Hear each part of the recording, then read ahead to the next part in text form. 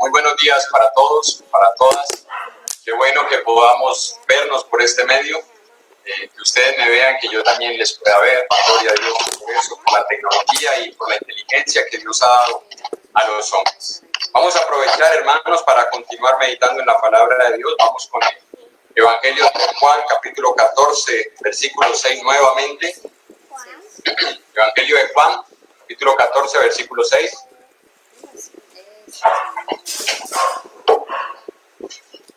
Y la palabra de Dios, hermanos, nos enseña en labios de nuestro Señor Jesús lo que Él dijo acerca de Él mismo. Dice ese versículo 6. Jesús le dijo: yo soy el camino y la verdad y la vida. Nadie viene al Padre sino por mí. Vamos a orar nuevamente, hermanos, y a pedirle a Dios que nos ayude a que podamos discernir o seguir profundizando más en esa declaración de Jesús, que posiblemente no alcancemos, hermanos, hoy, mañana, pasado, dentro de muchos años a poder profundizar todo lo que enseña, pero que lo que aprendamos sea suficiente para que nosotros tengamos un conocimiento más amplio de quién es Jesús. Así que vamos a orar. Oremos. Glorioso y eterno Padre, mil gracias por este momento, porque podemos aprovechar todos estos medios, Señor, y aunque deseamos vernos, anhelamos y nos regocijamos, Señor, en la esperanza de que podamos encontrarnos una vez más juntos, Padre, poder abrazarnos, poder saludarnos, poder sentir ese calor de hermanos. Aprovechamos estos momentos, Señor, para edificarnos, para seguirte adorando, glorificando y exaltando en espíritu y en verdad. Por lo cual pedimos, Padre, que nos ayudes para que lo que hoy vamos a meditar en tu palabra se quede en nuestros corazones, se quede allí anidado, guardado, Señor, y podamos nosotros ponerlo en práctica, Padre, porque para eso es tu palabra. No es para que la entendamos, la leamos y la retengamos en el corazón, sino para obedecerla, Señor, porque eso es el todo del todo. Así que ayúdanos, danos entendimiento, danos esa sabiduría que desciende de lo alto. Abre nuestros corazones, sensibilízalo, Señor, a tu voz, y que podamos recibir esa palabra y que se quede allí implantada, Padre. Lo ponemos todo en tus manos, confiando en tu gracia y en tu amor, y en que tú haces mucho más abundantemente de lo que pedimos o de lo que entendemos. En el nombre de Jesús hemos orado. Amén. Bien, hermanos, vamos a ir nuevamente a Juan 14:6 y hagámonos una pregunta, aunque deberíamos haberla hecho al principio, pero hagámonosla hoy. ¿Qué quiso decir Jesús cuando dijo que Él era la verdad? Porque según la definición de esta palabra, sea por el lenguaje castellano, o sea, los expertos en las definiciones etimológicas de las palabras, o sea, por lo que la Biblia misma nos enseña, la verdad es algo que no cambia, la verdad es algo que no puede ser alterado, y la verdad es algo que tiene que haber existido siempre. De otra manera, no sería verdad. Porque si algo hoy no es verdad, y resulta que dentro de unos años dicen, ahora sí es verdad. Entonces hubo un tiempo que no existía esa verdad. Pero cuando Jesús se identifica diciendo que Él es la verdad, bueno, nos está enseñando que Él es inalterable, que Él no ha cambiado y que Él siempre ha existido. Y nosotros tenemos, hermanos, que llegar nuevamente a la conclusión que Jesús no podía ser otra persona que Dios mismo hecho carne. ¿Qué es lo que dice Deuteronomio capítulo 32, versículo 4?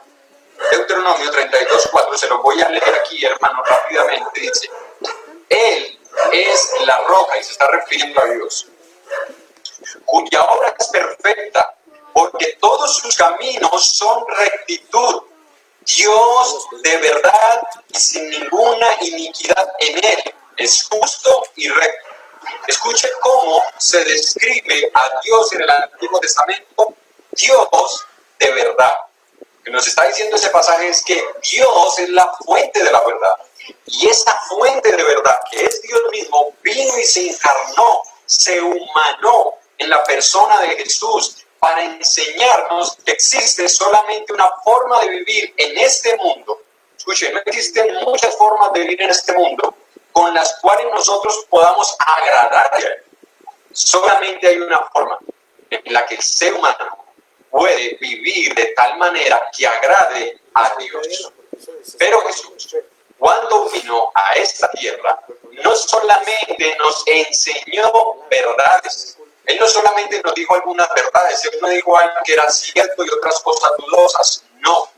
Él vino, hermanos, a personificar lo que es la verdad. Él vino a vivir de tal manera que él podía pararse enfrente de muchas personas y no solamente amigos. Porque uno se puede parar enfrente de amigos y preguntarles acerca de lo que piensan de uno y muy pocos se van a atrever a decirte, mira, esto está mal, esto no está bien, esto lo debes corregir.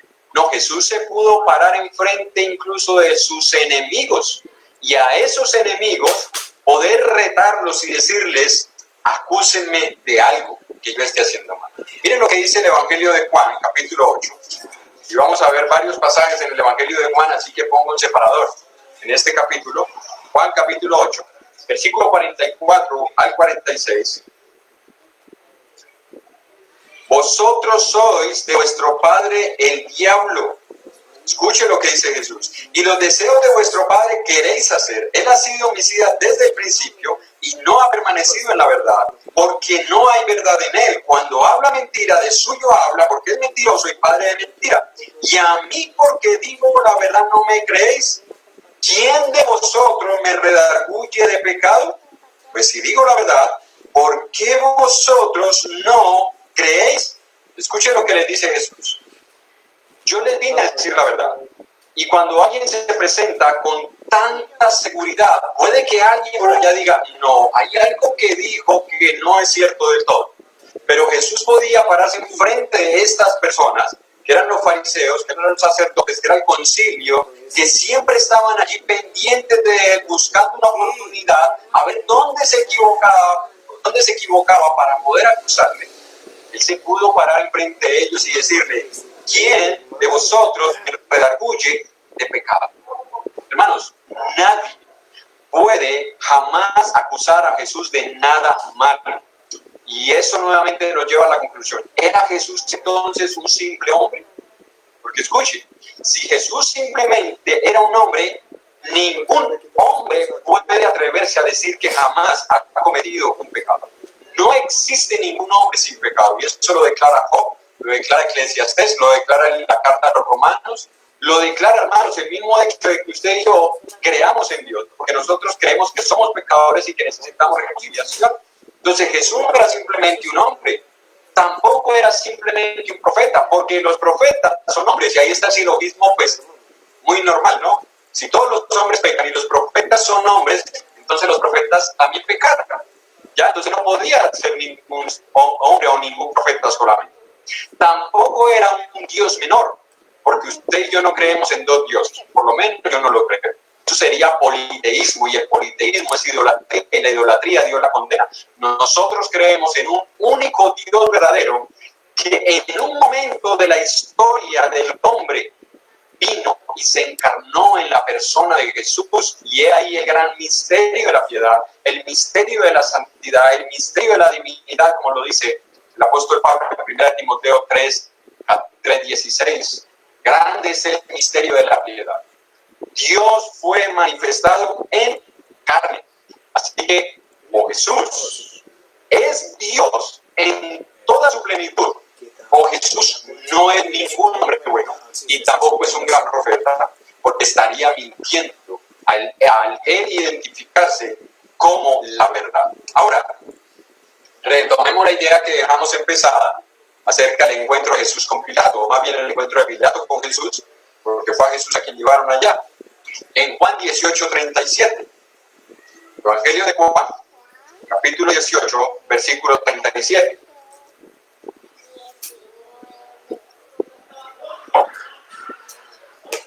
Le dijo entonces Pilato a Jesús, luego, ¿eres tú rey? Respondió Jesús, tú dices que yo soy rey.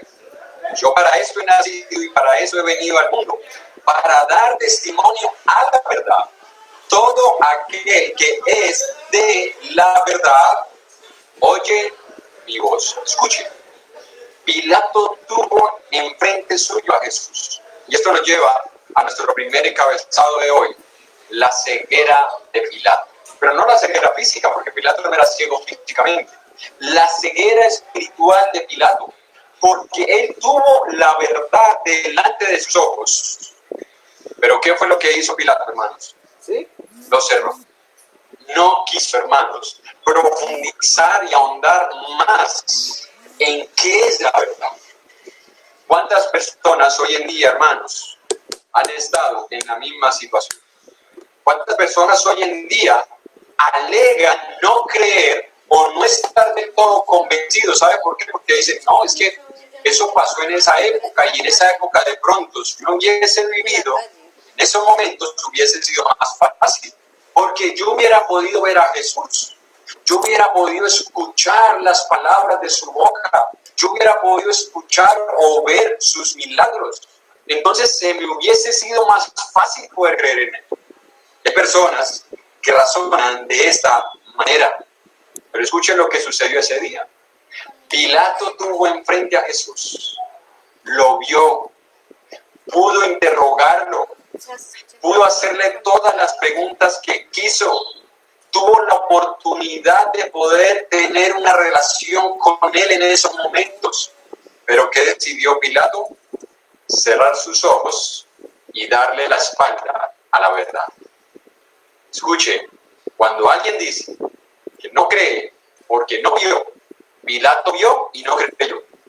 Escuche, Pilato estuvo viendo la verdad frente a sus ojos y no la creyó.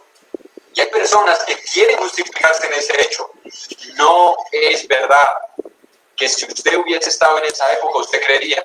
Si usted es un incrédulo, ahora usted hubiera sido el mismo incrédulo en esa época. Porque en esa época también hubo incrédulos que estuvieron delante de Jesús y no creyeron. Mire qué fue lo que hizo Pilato, según el versículo 38 de Juan capítulo 18, 38, se lo voy a leer en la traducción lenguaje actual, dice, ¿y qué es la verdad? Después de esa declaración de Jesús, preguntó Pilato. Después de decir esto, Pilato regresó a donde estaba la gente. ¿Qué hizo Pilato? Dio la espalda. ¿Cuántas personas a las que nosotros les estamos predicando el evangelio hoy en día hacen eso? Le dan la espalda al evangelio. Y no es porque ellos se encuentren defecto o pecado en Dios o en Jesús, como algunos alegan. No, es que yo no creo en la Biblia porque la Biblia está llena de errores. No, yo no creo en la Biblia porque la Biblia se contradice. No, yo no creo en la Biblia porque es que uno la interpreta de otra forma y otro de otra. Todo eso es verdad, que los hombres la interpretan de una forma y de otra. Pero lo que no es verdad es que la Biblia tenga errores. Lo que no es verdad es que Dios se contradiga. Ahora, si los hombres la interpretan equivocadamente, eso tampoco me excluye a mí de recibir un castigo si yo no obedezco a lo que Dios me revela. Y si Dios me ha revelado que yo soy pecador, que debo arrepentirme, que debo bautizarme para poder recibir el perdón de mis pecados, viviendo de tal manera que honre y glorifique a Dios, eso es una verdad que usted y yo y nadie puede cuestionar y nadie puede discutir. Pero hay personas que acusan a Jesús de que Jesús hizo cosas indebidas, que Jesús hizo cosas injustas.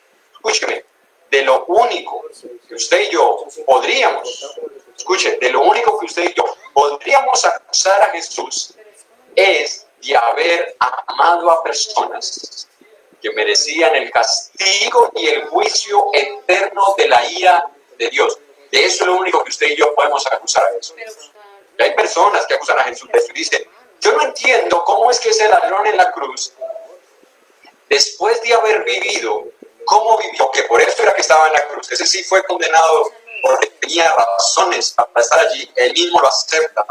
Y le dice al otro ladrón, le dice, nosotros merecemos este castigo, pero este no, él aceptó que era pecador. Y dicen, yo no entiendo cómo es que entonces, cuando este pecador allá en la cruz, en los últimos instantes de su vida, se arrepiente y pide perdón, ¿cómo es que Jesús le dice que hoy estarás conmigo en el paraíso? Muy fácil entonces. Ustedes la ponen muy fácil. Pequen, hagan todo lo malo, sean corruptos, sean ladrones, sean violadores, sean asesinos, sean malos padres, sean malos hijos, sean drogadictos, alcohólicos, y todos los pecados que nos podamos imaginar, al final Dios lo va a perdonar. Por eso es que yo no creo, dice la Biblia, porque los malos no reciben su castigo. Escuche, cuando usted y yo razonamos de esa manera y decimos que Jesús fue injusto y que Dios es injusto al perdonar a un hombre que estuvo dispuesto a reconocer su pecado, usted y yo estamos dictando sentencias sobre nuestras propias vidas. ¿Sabe por qué?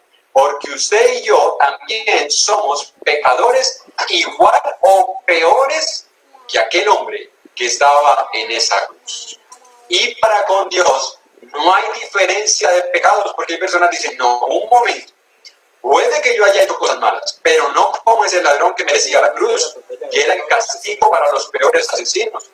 No como esos que se roban los dineros de la nación, y eso sí que sabemos hoy en día, ¿no? Qué triste y qué lastimoso que las personas estén aprovechando esta situación para sacar tajada y dejar a personas necesitadas sin la ayuda que realmente debieran recibir. Entonces, usted me está diciendo que yo soy como esa persona. No, yo no he robado a nadie. De lo que me acuerdo, por allá le robé a mi mamá o a mi abuelita como 1,000 o 2,000 pesos. Es lo único que he robado en la vida. Escuchen lo que dice Dios acerca del pecado. En el Evangelio, no, en la carta a los Romanos, no pierda el Evangelio de Juan, porque vamos a estar volviendo allí. Pero miren lo que dice la carta a los Romanos, en el capítulo 1, donde nos describe no todos los pecados que existen, sino una cantidad de pecados que posiblemente usted y yo nos identifiquemos allí. Romanos 1, 19 al 32. Porque lo que Dios se conoce les es manifiesto, pues Dios se lo manifestó, porque las cosas invisibles de Él, es decir, de Dios, su eterno poder y deidad se hacen claramente visibles desde la creación del mundo, siendo entendidas por medio de las cosas hechas, de modo que no tienen excusa, pues habiendo conocido a Dios, no le glorificaron a Dios ni le dieron gracias, sino que se envanecieron en sus razonamientos y su necio corazón fue entenebrecido.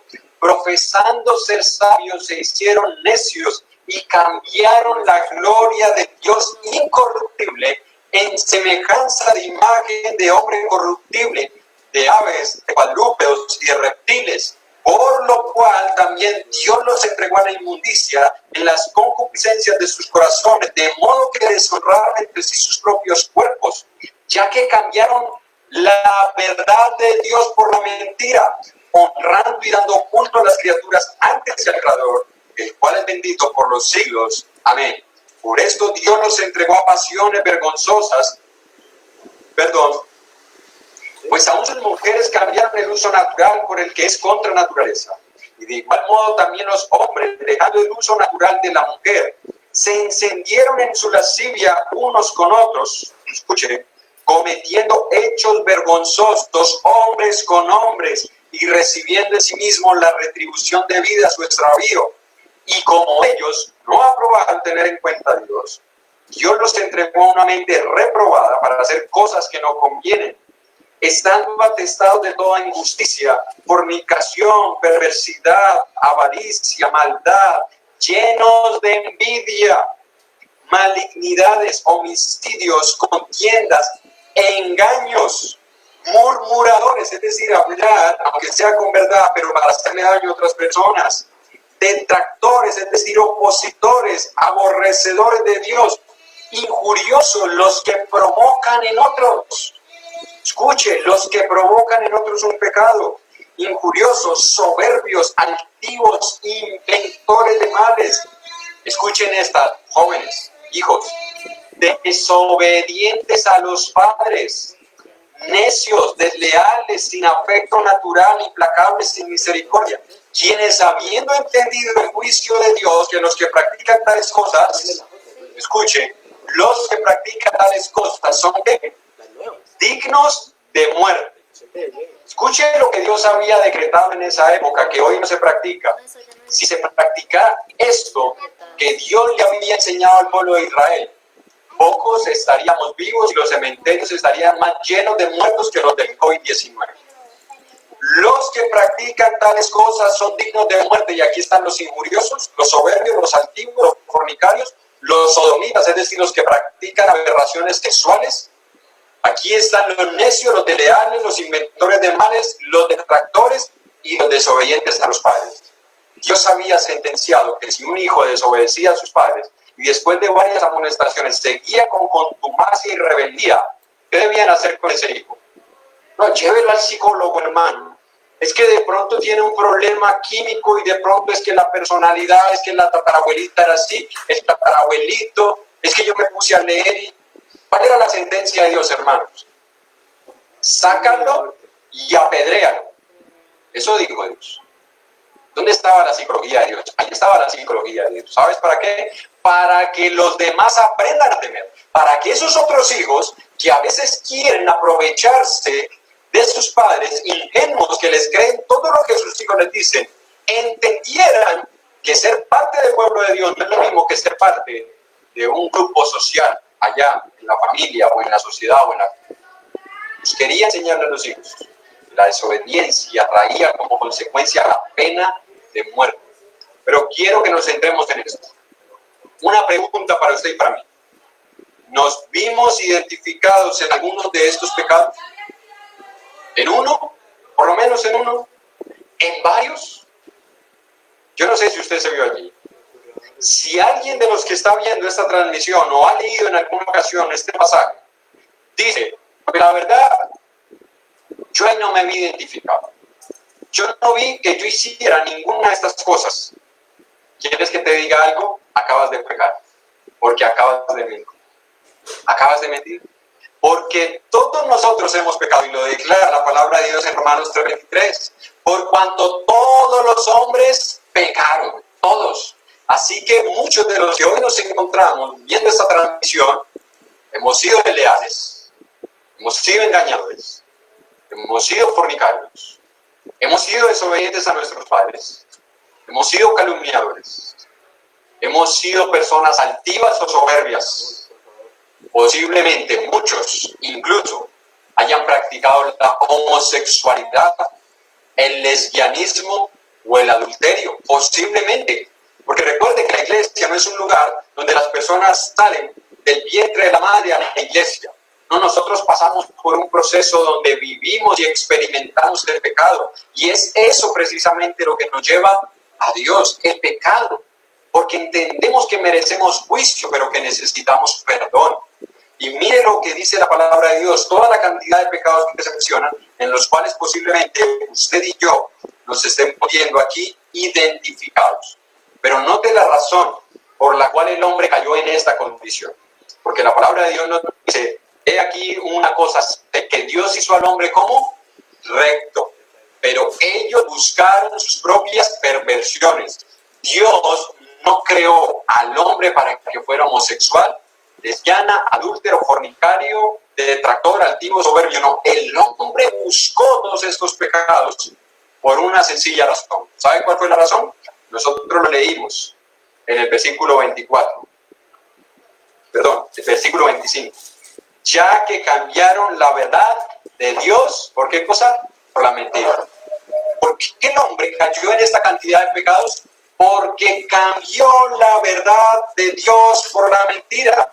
El hombre decidió poner sus propias reglas y sobre esa regla relacionarse con los demás, y para el hombre esta es su verdad. Por eso hay que personas que escuchan música que fue compuesta por hombres que tienen una filosofía distinta a la palabra de Dios, terminan incluso hasta bailando con canciones como todo hombre tiene derecho a tener esposa y una querida. ¿Qué es lo que están enseñando con esa canción? Que tú tienes derecho a tener tu esposa, pero también a tener tu amante, a tener la otra, porque el hombre lo puede hacer. ¿Y cuántos cristianos se deleitan a veces bailando con esas canciones? Canciones como han salido hoy en día de música popular, en las que incitan al hombre al pecado, incitan al hombre a la mentira, incitan a la mujer a devolver mal por mal. Fuiste engañada, hazle lo mismo.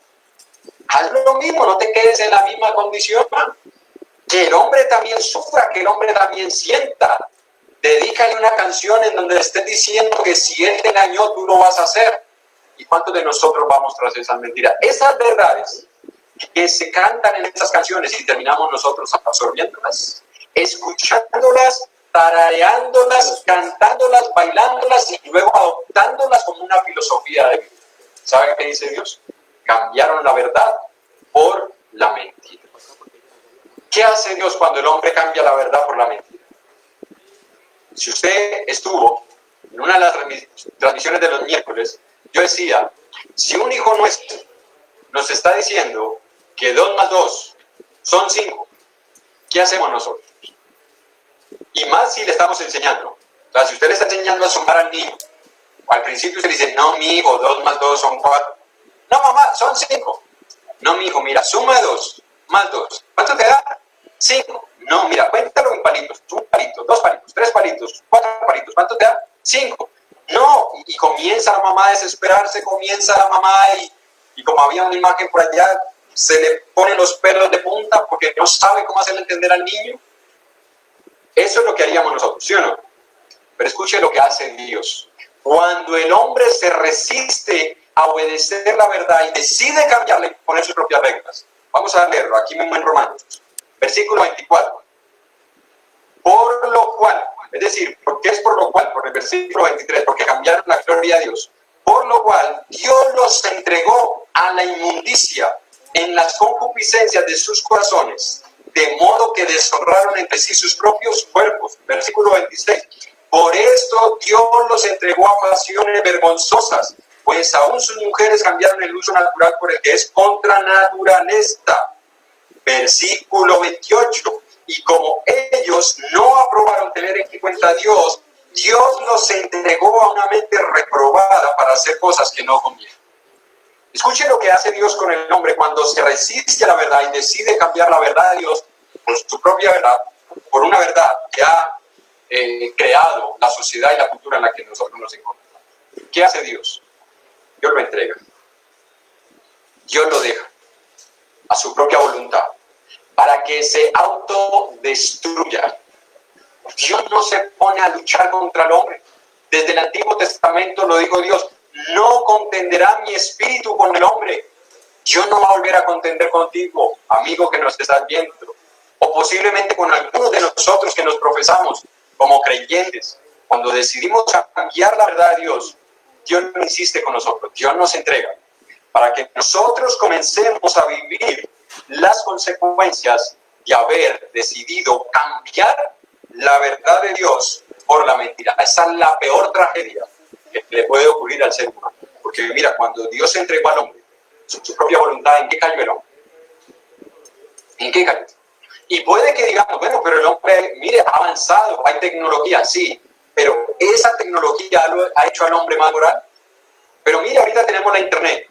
Tú sabes que existen en el mundo más de 6 millones de páginas pornográficas por la internet, que tú puedes estar viendo incluso una predicación bíblica, puedes estar escuchando alabanzas y te aparece una pantalla ahí al lado con un anuncio pornográfico. Entonces, qué bueno por la tecnología, qué bueno por estos medios, pero cuidado, cuidado hermanos, porque el hombre todavía está apartado de Dios y lastimosamente todas las cosas que Dios le permite al hombre inventar y crear, el hombre las utiliza también para el mal. Satanás está detrás de todo ello. Entonces, cuando Dios ve que el hombre se resiste a la verdad, Dios lo entrega. Y escuche, esto es lo mismo que le sucede a muchos hijos, a quienes sus padres están entregando a su propia voluntad, porque tienen padres ausentes, por 2 razones. Una, porque posiblemente papá y mamá están trabajando, entonces los hijos no están en casa, a los hijos los está educando Dora la Exploradora, los está educando los programas de televisión, los están educando las personas que los están cuidando, los está educando la internet, los están educando otros jóvenes que están al otro lado de la pantalla, que les están diciendo cómo comportarse, qué hacer, qué pensar, qué decir, cómo relacionarse, cómo vestirse, cómo peinarse.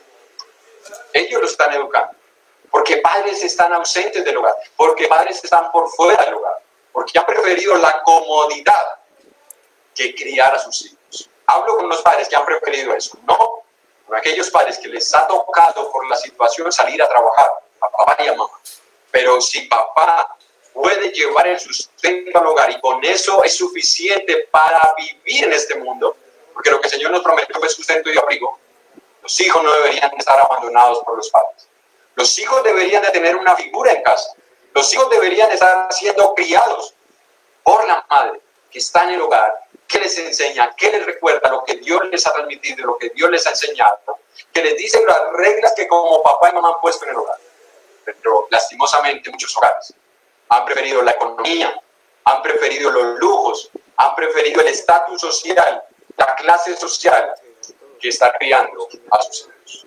Otra, porque puede que los padres estén en casa pero están ausentes. Es decir, padres que están y no están, padres que están involucrados con otra cantidad de cosas que en la crianza de sus hijos. Y les permiten a sus hijos hacer todo, y cuando llega el hijo, papá es que esto, papá es que lo otro, es que papá estoy aburrido, es que papá, tenga mi hijo el celular, vaya. Vamos a comprar una tablet al niño para que se entretenga. Vamos a meterle computador en su cuarto para que se entretenga. Vamos a ponerle televisión al niño en el cuarto para que él vea lo que quiere. Y están los padres, pero no están. Los hijos están ausentes. Eso es lo peor que le puede ocurrir a un hijo. Porque dejarlo a su propia voluntad es hacerle un daño, del cual muchos hijos después no terminan de recuperarse. Porque ellos comenzaron a crecer sin una figura de autoridad. Ellos van a crecer, hermanos, y van a formar hogares. La mayoría de nuestros hijos van a formar hogares. La mayoría de nuestros hijos estarán trabajando, estarán en la vida social.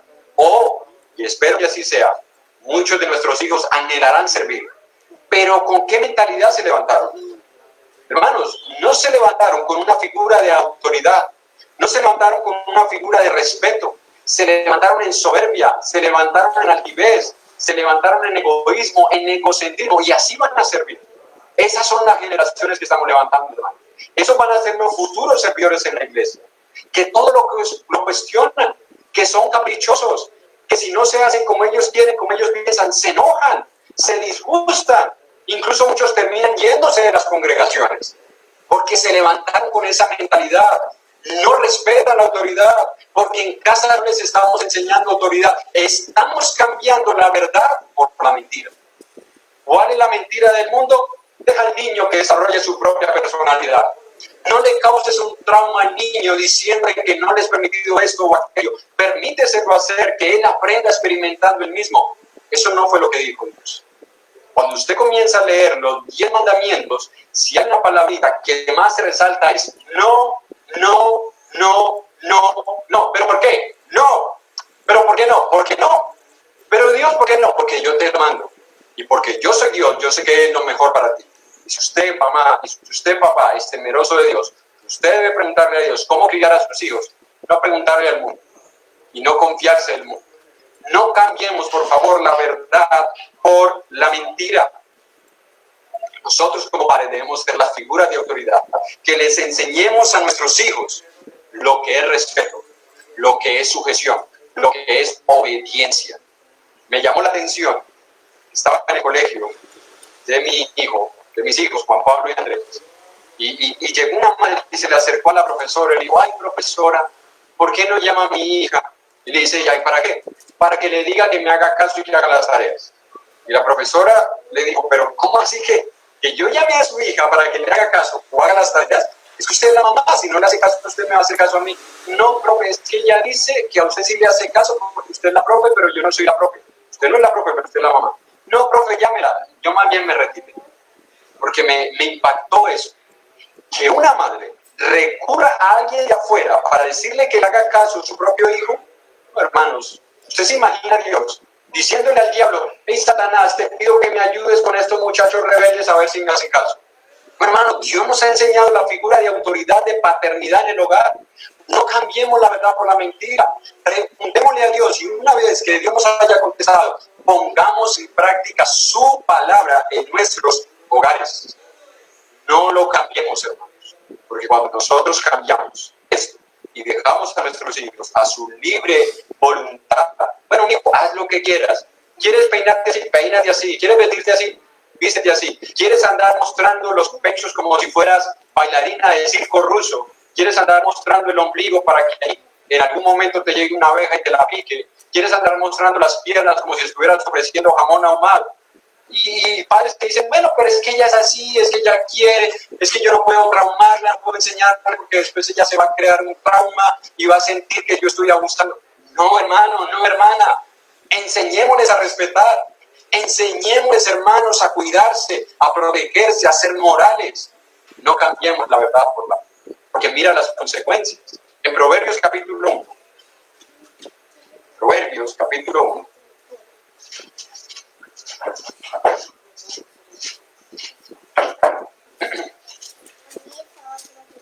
Mira consecuencias que nosotros tenemos aquí. Proverbios capítulo 1. Vamos a leer desde el versículo 27. Cuando viniere como una destrucción lo que teméis y vuestra calamidad llegare como un torbellino, cuando sobre vosotros viniere tribulación y angustia, entonces me llamarán, dice Dios, que habla de la sabiduría, dice Dios, y no ¿qué? ¿Qué va a hacer Dios? No responderé. Me buscarán de mañana y no me hallarán, por cuanto aborrecieron la sabiduría, es decir, desecharon la verdad.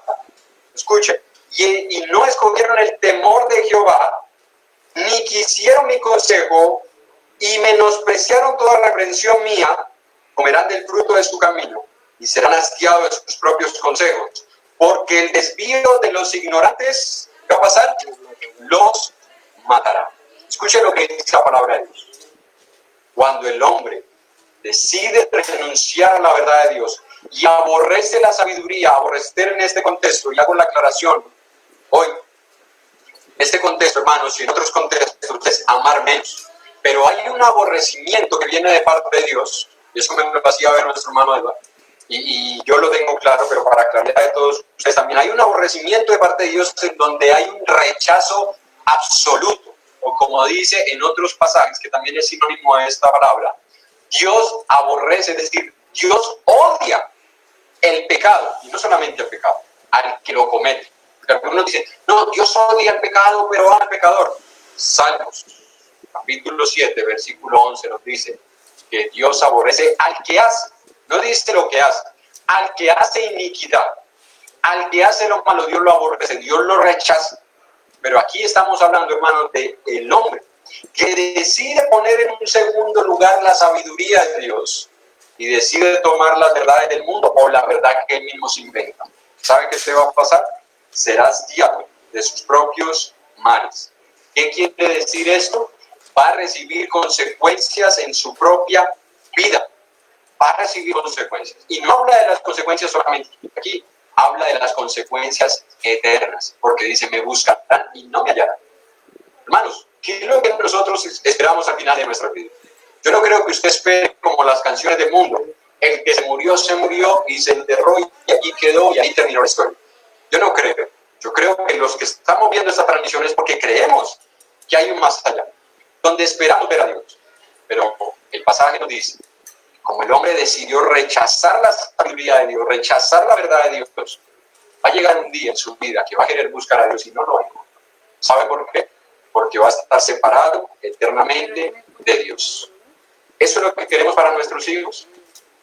Porque cada vez que le permitimos a nuestros hijos hacer su propia voluntad, allá los estamos engañando. Ese es el camino que les estamos mostrando. Hijo, haz lo que quieras con tu vida. Hay padres que incluso dicen, no, yo respeto a mis hijos y respeto lo que ellos quieren hacer. Y al cuarto yo no entro sin permiso de ellos. Y está bien que tengamos estas normas de privacidad y de respeto. Pero escucha, eso puede llevar a nuestros hijos a que incluso lleguen a cerrar las puertas a Dios mismo. Porque Dios es una figura paterna y yo debo ser una representante de la figura de Dios. Y hay padres que no lo hacen. No están corrigiendo a sus hijos. Algunos padres dicen, no, yo espero que él tenga uso de razón, y cuando tenga uso de razón, cuando ella me entienda, que podamos dialogar, que él reflexione, que él medite, que él filosofe, entonces ahí sí vamos a enseñarle cómo conducirse. Escucha lo que dice la palabra de Dios. Proverbios capítulo 13, versículo 24. No es eso lo que dice la palabra. Proverbios 13, versículo 24 dice, el que detiene el castigo a su hijo, ¿qué dirían ustedes, hijos? Que cuando sus padres no los castigan es porque sus padres los aman, ¿sí o no? Eso es lo que piensan los hijos. Mi papá no me castiga porque él me ama mucho. Mi mamá no me corrige porque ella me ama mucho. No es lo que dice Dios.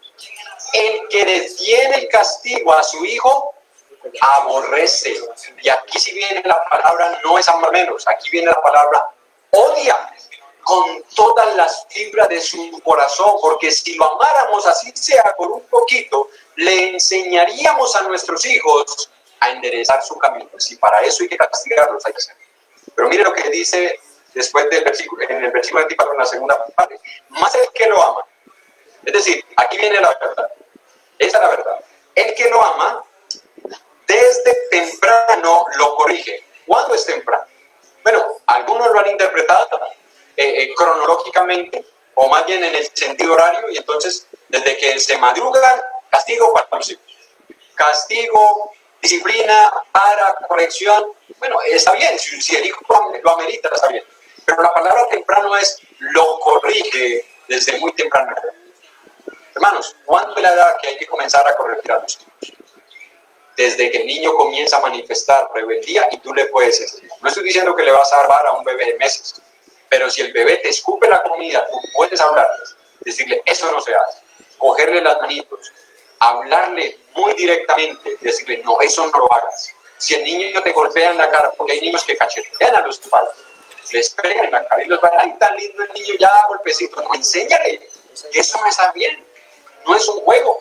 Yo tuve la vergüenza de pasar que un día uno de mis hijos golpeara a una hermana en la cara y la hermana me colocara la mano.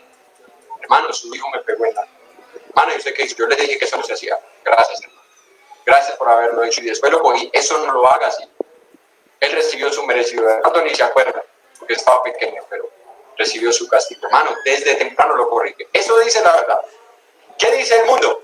No, al bebé no se lo puede tocar. Al bebé hay que dejarlo hacer lo que quiere. No le causes un trauma. Déjalo que sea niño. Dejar al niño que sea niño no es dejar que cometa pecados. Dejar al niño que sea niño no es dejar que él haga lo malo. Dejar al niño que sea niño es enseñarle a ser niño, porque él no sabe cómo ser niño. Él no lo sabe. Ningún niño salió sabiendo todo lo que debía hacer. El niño cree que sabe, pero no sabe que no sabe. Él no lo sabe. Y hay padres que creen que el niño sabe lo que no sabe. No, hermanos, al niño hay que enseñarle a ser niño.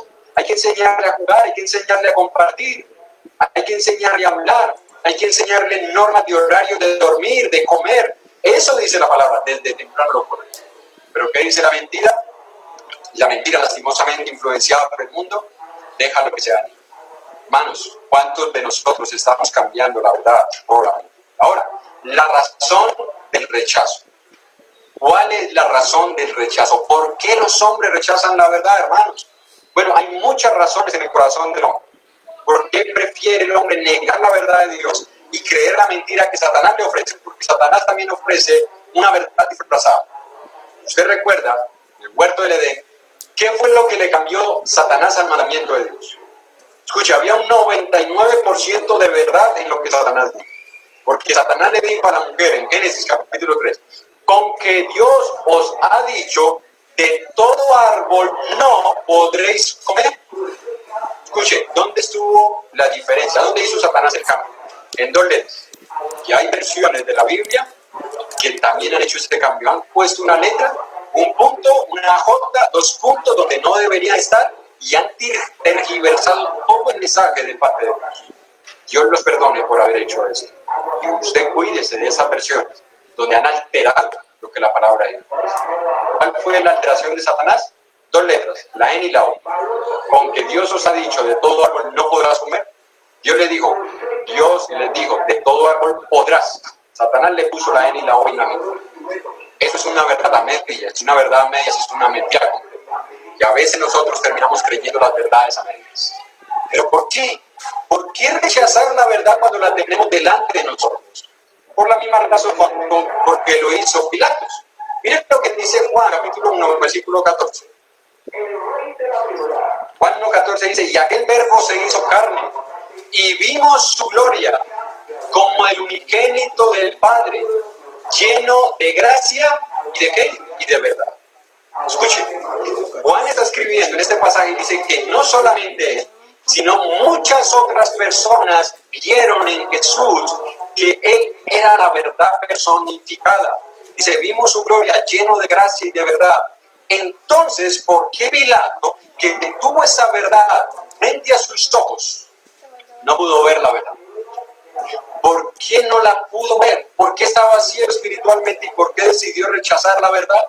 ¿Por qué Herodes? ¿Por qué los sacerdotes que también vieron a Jesús estaban procurando matarlo? ¿Por qué muchas personas que para esos días en que Jesús estuvo en Jerusalén recibieron milagros de parte de Jesús? ¿Por qué 3 días después estaban gritando, como se hace en las manifestaciones públicas frente a una plaza, diciendo, crucifícale, crucifícale? Y uno dice, qué gente tan mala. Es lo que tú y yo seguimos haciendo cada vez que pecamos. A veces nosotros decimos, lo malo son ellos. Si hubiera estado ese día, yo defiendo a Jesús. Cada vez que tú y yo pecamos, es un grito nuestro diciendo, crucifícalo, porque Cristo murió por nuestros pecados. Escucha, tan culpables son ellos como nosotros. Esa es la verdad que enseña la palabra. No nos creamos inocentes. No creamos que nosotros no tenemos nada que ver, como dicen algunos, no tenemos velas en este entierro. Sí, como decía un comentarista, la daga que empuñaron o la lanza que empuñó el soldado para traspasar el costado de Jesús tiene también nuestras huellas digitales, porque nosotros somos la causa de que Jesús muriera en la cruz. Nuestros pecados lo llevaron a la muerte. Así que todos nosotros somos culpables. Todos nosotros hemos pecado. Dios permita, hermanos, que nosotros aprendamos esto de la palabra de Dios, que somos culpables. En nosotros también hemos pecado y que debemos arrepentirnos. Pero ¿por qué rechazar la verdad? ¿Por qué, hermanos? Si usted se devuelve al Evangelio de Juan, un momentico.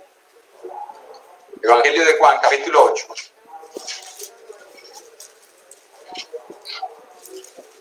Evangelio de Juan, capítulo 8, versículo 1. Usted va a encontrar allí una historia que tenemos nosotros acerca de una mujer samaritana. La mujer samaritana, perdón, la mujer adúltera, no la samaritana del capítulo 4. La mujer que está acusada de adulterio. Y usted va a notar que el hombre lleva a esta mujer, o un grupo de hombres llevan a esta mujer para acusarla delante de Jesús. Y le dicen a Jesús, mira Jesús, a esta mujer la hemos sacado en el mismo acto de adulterio. La ley dice que hay que apedrearla. Y eso decía la ley. Hermanos, no había mentira en eso. La ley decía que había que apedrear. Pero la ley decía que había que apedrearlos a los dos. ¿Por qué no trajeron la ley? ¿Por qué? Porque la intención no era hacer justicia. La intención era coger a Jesús en un engaño, como hacen muchos cuando hacen preguntas. Voy a poner este problema, esta situación, a ver qué me contesta. Bueno, eso quisieron hacer con Jesús. Pero cuando Jesús, que conocía sus corazones y sus intenciones, no les contesta nada. Y ellos insisten, Señor, ¿qué vamos a hacer con ella? Porque tú eres maestro y como maestro tú debes saber lo que ella hace. Jesús se pone en pie y le dice, el que esté libre de pecado, que sea el primero en arrojar la piedra. ¿Qué sucedió con todo este grupo de personas? ¿Qué hicieron? Uno a uno, comenzando desde los mayores, comenzaron a soltar las piedras y comenzó a desgranarse como una camándula cuando se revienta. Empiezan a caer esos collares de piedras que comienzan a caer piedra por piedra, hasta que quedaron los más jóvenes. Y yo me imagino que los más jóvenes eran como los de esta época. ¿Cómo así? Y no vamos a echar piedra y no vamos a hacer nada como los muchachos hoy en día, ¿no? Que salen a las protestas y son los primeros en querer hacer cosas indebidas. Pero Jesús les dijo esto y lo desarmó, hermanos. Una palabra de Jesús desarmó una multitud que venía enfurecida con intenciones de apedrear a la mujer o apedrear a Jesús. Porque si Jesús hubiese dicho, no la apedreen, hubieran dicho, aquí tenemos la prueba de que este hombre va en contra de la ley, a él hay que apedrear. Y si Jesús hubiese dicho, apedréenla, inmediatamente hubiesen salido a acusarlo. ¿Ven que como no es tan bueno como dice, como parece? ¿Ven que él nos está probando que la apedreemos? No tiene misericordia, no tiene compasión. Mírelo, ese es el hombre que ustedes están siguiendo. Ellos querían ir a atrapar a Jesús. Pero como decía un hermano, necios, ¿cómo queréis atrapar al Hijo de Dios? ¿Cómo poder tentar a Jesús? A veces el hombre lo quiere hacer. Pero mire lo que pasó. La conciencia de ellos les hizo reflexionar de que eran también pecadores igual que esa mujer. Pero note lo que pasó. ¿Quién de ellos se postró ante Jesús como esta mujer a decirles, Señor, perdónanos, porque somos pecadores? No. En el fondo sabían que eran pecadores, pero ¿sabe qué hicieron? Apagaron sus conciencias. Soltaron las piedras pero no se arrepintieron, se fueron y siguieron tramando cómo poder coger a Jesús para matarlo. Hermanos, a veces nosotros nos enfrentamos a esta situación. Sabemos que hicimos algo mal, sabemos que hemos cometido pecado, nuestra conciencia nos está acusando, pero ¿sabe qué hacemos? Apagamos la conciencia. Entonces me estaban diciendo que eso que estaba haciendo mal, apago la conciencia, apago el volumen, no quiero escuchar. Me pareció buena la charla, me pareció buena la predicación, sí, usted tiene razón con lo que dice, pero yo voy a seguir mi vida. Eso fue lo que hicieron estos hombres. Esa es la razón por la cual muchas personas rechazan, porque no quieren sentirse acusados por su conciencia, que les acusa y les dice, eso que estás haciendo está mal, eso no es de acuerdo a la voluntad de Dios, estás pecando, debes arrepentirte. Las personas deciden rechazar la verdad. Muchos de nosotros como cristianos nos enfrentamos a esto, donde personas nos están incitando también a rechazar la verdad y decir, bueno, tú puedes ser cristiano, pero no es para tanto. Tú puedes ser cristiano, pero tampoco es que no puedas disfrutar. Tampoco es que no te puedas tomar una copita en diciembre. No es que no puedas bailar con tu esposa. No es que no puedas escuchar cierto tipo de música. Tampoco es que la mujer se tiene que estar vistiendo de falda hasta los tobillos, aquí cubierta hasta los brazos. No, ella puede mostrar si es bonita, si tiene cuerpo, déjala que muestre. ¿Y cuántos cristianos están cayendo en esas mentiras? Y están adoptándolas como una forma de vida y dicen, pues sí, tiene razón, ¿no? Lo que importa es el espíritu. Mira lo que dice el apóstol Pedro, en 1 Pedro capítulo 4, versículo 3. Sabiendo él, en esa época, que el hombre sentado a caer en el engaño de Satanás y a querer más la mentira que la verdad, va a comenzar a cambiar la verdad de Dios por la mentira. Dice entonces Pedro, capítulo 4, verso 3 al 5. Baste ya el tiempo pasado para ver eso lo que agrada a los gentiles. Antes agradamos al mundo, dice el apóstol Pedro, ya no más. Andando en lascivias concupiscencias, es decir, haciendo pecar a los demás, embriagueces, cualquier tipo de embriaguez, orgías, disipación, es decir, no tener control, y abominables idolatrías. A esto les parece cosa extraña que vosotros no corráis con ellos en el mismo desenfreno de disolución y os ultrajan. Vienen las acusaciones, vienen las críticas, vienen las ofensas, quieren hacernos cambiar de forma de pensar. Pero escuche lo que dice el verso 5. Pero ellos darán cuenta que está preparado para juzgar a los vivos y a los muertos. Escucha, hermano y hermano, el hombre no nos va a juzgar, así que no nos debe preocupar el juicio del hombre acerca de nosotros, cómo vivimos nuestra piedad. Eso no es lo que nos debe preocupar. Nos debe preocupar que tarde o temprano todos nosotros vamos a estar ante la presencia de Dios dando cuentas de lo que hemos hecho. Si el hombre me dice que mi forma de vivir en piedad y en santidad es exagerada, hermanos, que eso no te perturbe, porque al final de cuentas es Dios quien nos juzga. Ahora, hay algunos que dicen, pero es Dios. Jesús no, porque Jesús es bueno, es decir, muestran dos dioses, un Dios en el Antiguo Testamento, un Dios en el Nuevo Testamento, un Dios malo en el Antiguo, un Dios bueno y misericordioso en el Nuevo. Pero hermanos, Dios es el mismo y Jesús es el encargado de juzgarnos. Algunos dicen, no, hermanos. Mira lo que dice Juan capítulo 2, verso 44, para ir concluyendo por aquí. Les pido disculpas porque quería concluir todo el tema hoy, pero es imposible cuando uno quiere profundizar más en conceptos, en verdades, en doctrinas que nos ayudan a crecer. Juan capítulo 2, versículo 44 al 48. Dice, Jesús clamó y dijo, el que cree en mí no cree en mí, sino en el que me envió. Y el que me ve al que me envió. Yo, la luz, he venido al mundo para que todo aquel que cree en mí no permanezca en tinieblas. Escuchen, al que oye mis palabras y no las guarda, yo no le juzgo. Porque no he venido a juzgar al mundo, sino a salvar al mundo. El que me rechace y no recibe mis palabras, tiene quien le juzgue. ¿Quién le va a juzgar? La palabra que he hablado, ella le juzgará en el día postrero. ¿Qué es lo que muchos piensan? No, hermano, lo que nos va a juzgar no es Dios ni es Jesús, porque no ha venido a juzgarnos, Él vino a salvarnos. Pero eso es hacer una dicotomía de Dios que no se puede sostener.